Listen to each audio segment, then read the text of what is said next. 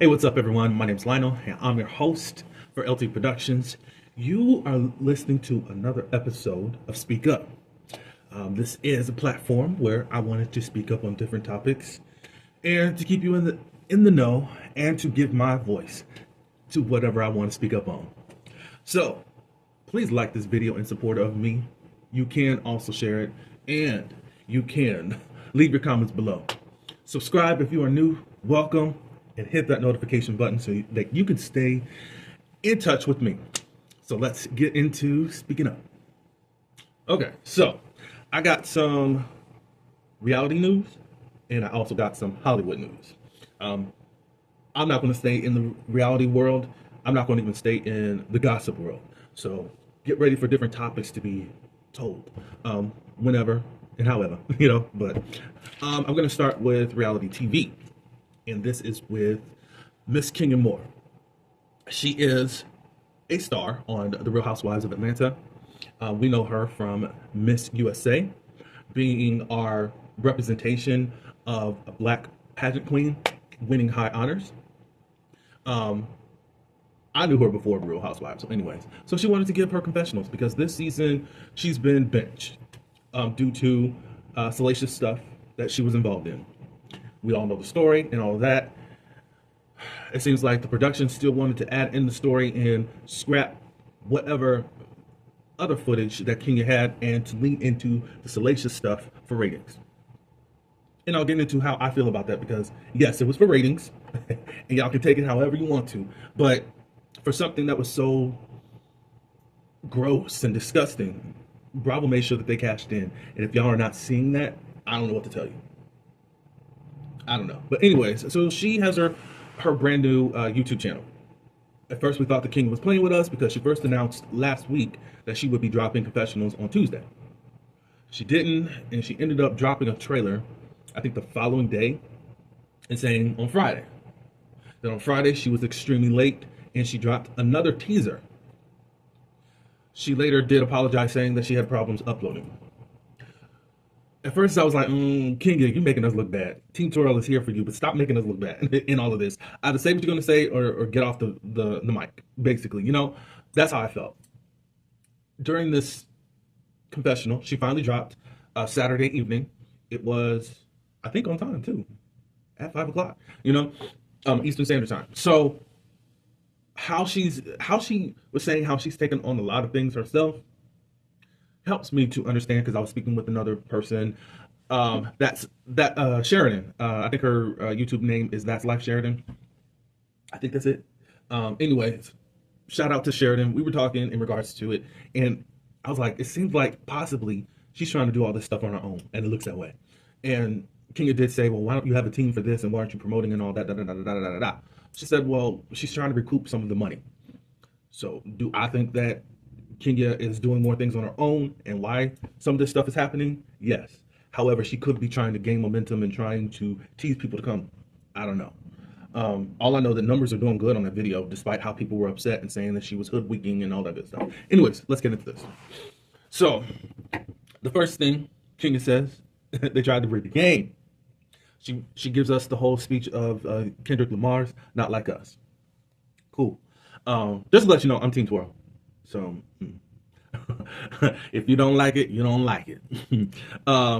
She first debunks Portia's lie that someone from the cast that's currently on there gave out any type of information to Kenya. Kenya said that she found the information about Britt Edie, aka Sinus, on the internet, online, where it's accessible. There are different porn sites out there. Kenya says that she's not into porn and all that good stuff. That's just not something that she gets off on. So she also debunks the Ming Lee lie. She says that that's not where she got her information. Nobody gave me nothing. In regards to what she did share, she went to a lawyer and got advice as to the material that she did share. She spoke about state laws and federal laws, and what she did was not illegal, according to her lawyer. So by now, I would think that Kenya would be arrested or something. Y'all can say, well, Bravo has this clause of housewives not able to sue anyone. Okay. But y'all don't think that anybody in the judicial system has caught wind to this, and the state has a choice of even picking up a case on something that could be criminal. So, however y'all think, lawyers, if you are watching this video, get in the comments and let me know how things are. Hopefully, Ebony K. Williams will speak on this. Of course, she knows law, maybe not Georgia law, but she could find records and all that good stuff. Kenya did say that she came in this season very open-hearted and welcoming to the cast. She said that she felt like she would be a mother type of personality, meaning she's going to let the new girls do what they do, usher them in, possibly read somebody when they get out of line and all that good stuff, but she was not going to be villain Kenya, which she did dismantle over, 3 seasons ago. Season 14, she said that she was done being it. And still to this day, people want her to be that. But she's tried. And y'all keep saying she's evil, she's vile. Well, what has she done evil and vile? While you give other people a pass, like LaToya Hutchinson, a.k.a. Marlo Hampton. The villain got first chair and was horrible.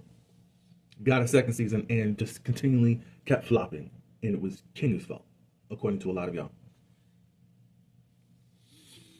Okay.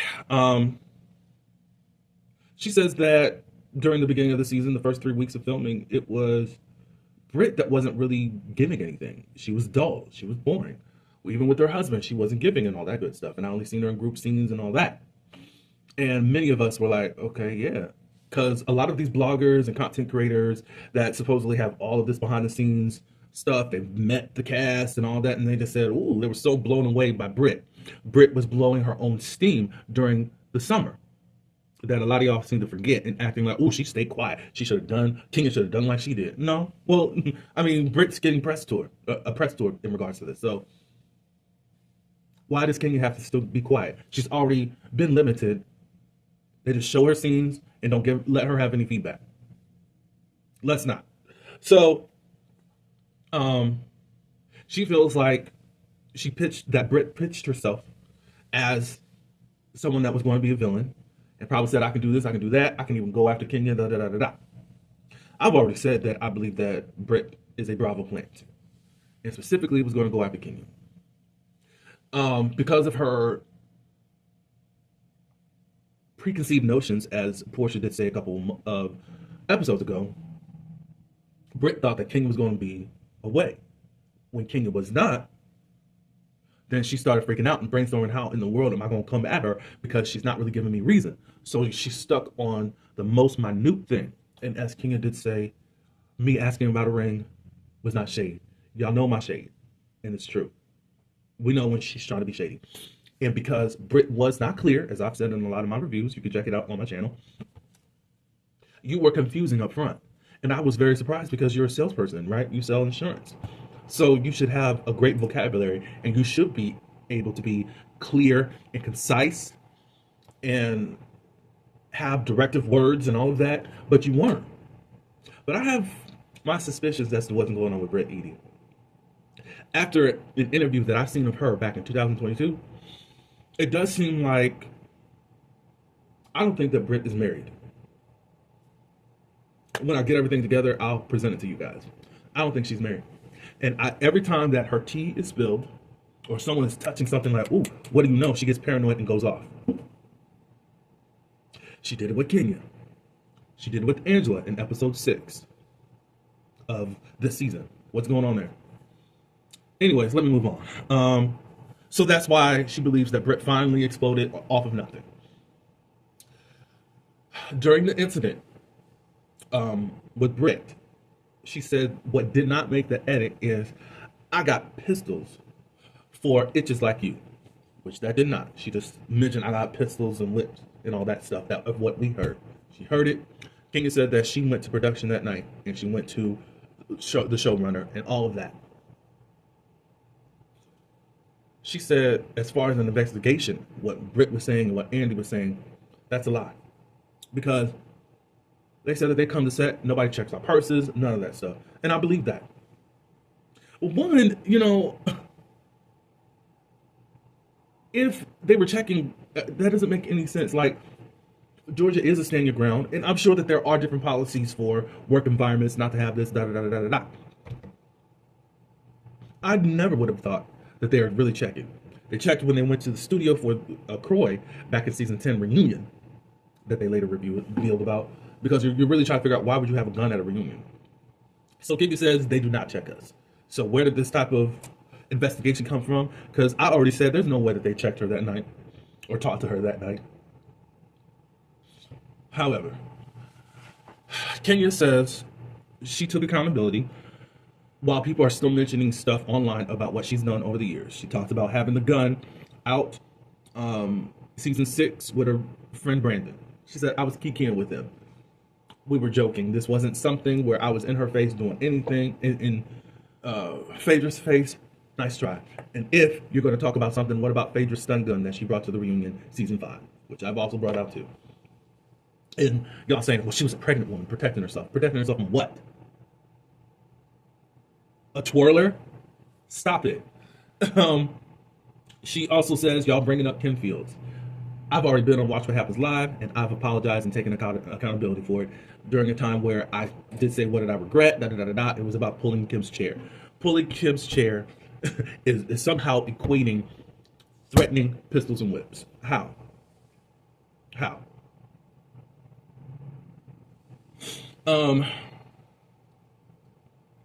She also takes accountability for what she did at the spa. She said it was wrong. I should not have done that. I apologize to my cast. I apologize to the crew. I apologize to Brittany Edie. She said it. It should not have been done. I escalated the situation, and it should not have happened. Taking accountability yet again, yet I still see people online saying she didn't take accountability. What was she supposed to do? Get on the cross and bleed for you? She did say that night when Britt did what she did, she was visibly shaken and Portia was with her. Da, da, da, da, da. She lets us know that she was invited to the reunion and then disinvited. Why? All I know from me, y'all can do what you want to do. I'm not watching the reunion. And already the season is starting to decline. I guess that's why they needed to bring in Krianta. I don't know how. The only person that's steering the ship right now on the show is Angela. But Kenya is in bright spirits. I think she handled it well. She didn't sound disgruntled. She didn't sound any other type of way. Like I wanted to attack Bravo or anyone. She's just saying, this is what happened. This is a lie. I'm still the moment. Stay tuned to more things on my channel. And I think she handled it very well. So, Team Twirl forever. All right, so let's move on to the next topic. Okay, Sinners. This is a new movie that has been brought to us by creator and director Ryan Coogler. He's worked so many times with Michael Ealy. They are just magic together. I wanted to bring out an article that I saw with Verity magazine that I feel was very problematic. So, it is reported in the box office for Sinners on opening weekend for them, $61 million that they've made. It opened at $15.6 million overseas in 74 markets and $45.6 million in the US and Canada. Congratulations to Sinners. And this is for an original R-rated horror film. That usually doesn't happen. It looks like the budget for this movie is $90 million as far as what was cost to actually make the movie. But writer Rebecca Rubin on April 20th, I believe, was quite shady and was lowballing the movie, which they did not say for other movies that have different skin color. They wrote profitability remains a ways away. Some reports saying that they need to make 170 to 180 in order to break even. And we're like, well, why are y'all reporting like it's impossible that they're going to at least make their budget? Because you did not do that for a white movie. Franklin Leonard, he's a public figure. He tweets, similar deal structure, some similar budgets.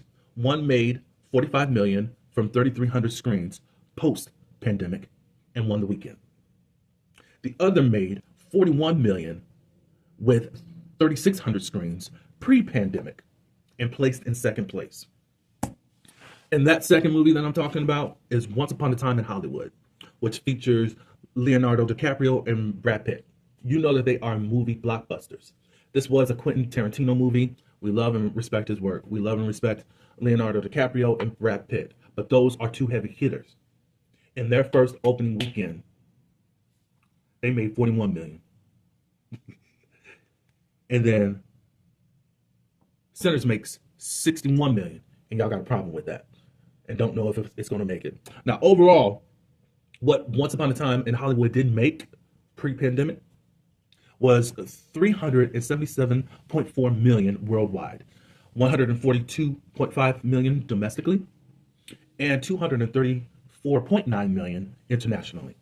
Right now, we got America more on the side of Sinners right now. So I just don't understand, Rebecca's, why you had to point that out. And I actually have Franklin Leonard, he actually posted 2 posts of, okay, so how come you didn't say that about Quentin Tarantino's movie, about it's going to be a way to break even or to be profitable with this movie. So it's like, why do y'all got something to say about black stuff? That's my point. Celebrate the movie. One, it's a horror movie. And that's, I don't know, I'm not a huge horror fan. There is a cult following for different movies. The Scream franchise, the Halloween franchise, Stephen King, things of that nature. But I mean, they've been out for 30 plus years, 40 plus years for some. So it's like, what are we doing here? Be fair. Celebrate a win. A win is a win. Usually opening weekend is how you can project how the movie is going to go. To have over half, what, a third is left of the budget, what, 30 million, 29 million, and y'all are tripping, and then they would have made back their money. Now, to be profitable, they got to make more than that, of course. This is just opening weekend. Let's celebrate a win instead of trying to be critical. Maybe if this was second and third weekend and they were at this, why would y'all do that? So I would love for Rebecca to retract, but I know that they're not going to. But we see the problematic stuff. Let's move on to my last topic. Okay, so the great Erika Alexander. We know her from The Cosby Show, Cousin Pam. We also know her from Living Single. That was probably her breakout role. I know her from Mama's Flores Family. She was on this other show on Stars. It was an ensemble show, somewhat similar to Living Single, but she had a guest role on there, but I wish I had went further. But anyways, as of lately, Erika has been getting a resurgence in her career, and I'm loving that for her. But she was interviewed by Scott Evans. Scott Evans has his own show about the neighborhood. I didn't know what this was actually titled, so I don't know, but I will put the link in my description of where you can find this interview. And the topic for Erika Alexander is rebranding black entertainment. A lot of times, as far as what a phenomenon Living Single was, it was still limited after the show finally got canceled. We know the story about how it got canceled and just kind of things that transpired that just didn't seem fair. Living Single was the Black Friends, or really, they were first before Friends came out, and Friends just really took off. And Friends and Living Single didn't get that same type of treatment. At one point, T.C. Carter, who is dark-skinned, and Kyle Barker went into the executives. He kind of went in for all of them to, get a better deal as far as money and all of the stuff. Let's get some perks over here. Even though it wasn't spoken loudly, they didn't like that. And they ended up writing out the character of Kyle. Even though he asked them, "Are you writing out my character?" "Oh, no, we would never do that." They did it anyways. Erika talks specifically about her and T.C. Carter. And you really try to figure out in Hollywood, what are they going to do with stars? And see, as far as people that are breakout stars and have potential to do more. You're always grinding your next role or whatever. Just like Taraji Henson says, it's like you always start back at zero. After this is completed, you think that you're on your way. At least in the black world, it's a lot like that. Not saying that it's not happening with other races in the entertainment business. You could be brilliant and they not know what to do with you. Shirley Ralph did say that after Dreamgirls, executives were like, "What are we going to do with you? You're beautiful and all of that. But how do we market you? Like, they have nothing for black people whatsoever. They'll use your talent, but as far as setting you up and giving you a high platform, they don't know what to do with you. But can make Jennifer Aniston, who was America's, what is that? The Girl Next Door. She's made 1,000 movies. No nominations or nothing that really stands out. A lot of the movies I have watched because I've been a fan of Jennifer Aniston, because I've watched Friends. But nothing has really popped for her, if you really want to. She's just has the face, and she's marketable according to Hollywood. So anyways, yeah, starting at zero, so that there's no leads after all this. Da, da, da, da, da. Scott Evans says, I'm a 9-time Emmy nominated, and I'm still trying to find different creative ways to lift where I am after all that I've accomplished. That's why he has his own spot on YouTube, trying to do something to be more creative, to stand out, despite all the other accolades that he could speak about. Erika says, there is no such thing as black TV. And we're like, huh? When you do that, it segregates and segmentates different shows. When you think of the Cosby Show and the Jeffersons, you can see them matched up against MASH and all those other shows back in the 70s and 80s and all that. They could have ratings blockbusters, but once you put black on it, it limits it. So it's not the 100% fixable way, but it's the way to start getting people's minds to stop putting limitations on black entertainment. So what she's taking from this resurgence in her career is that you can be delivered to a new space. She's never been on a press tour before her last movie that she did, which I did watch. But now getting opportunities, you can be rediscovered. So don't ever give up on yourself and your dream. It was very positive, and I think you guys should really check it out.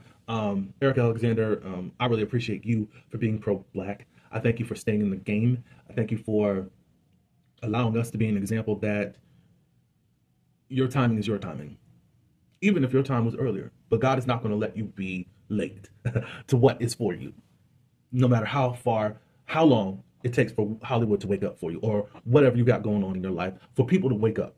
The right people are going to wake up for you, even the ones that slept.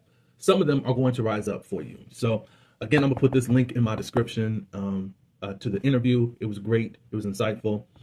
I enjoyed it. Shout out to Mr. Scott Evans, Erika Alexander. Shout out to Michael Ealy, Ryan Coogler. Shout out to Kenya Moore. Love you guys. Tell me, guys, what you guys thought of what I gave to you, and even of the different reports that I'm reporting. That's all I do have. Like, subscribe, share, and get in those comments. Until the next one, peace.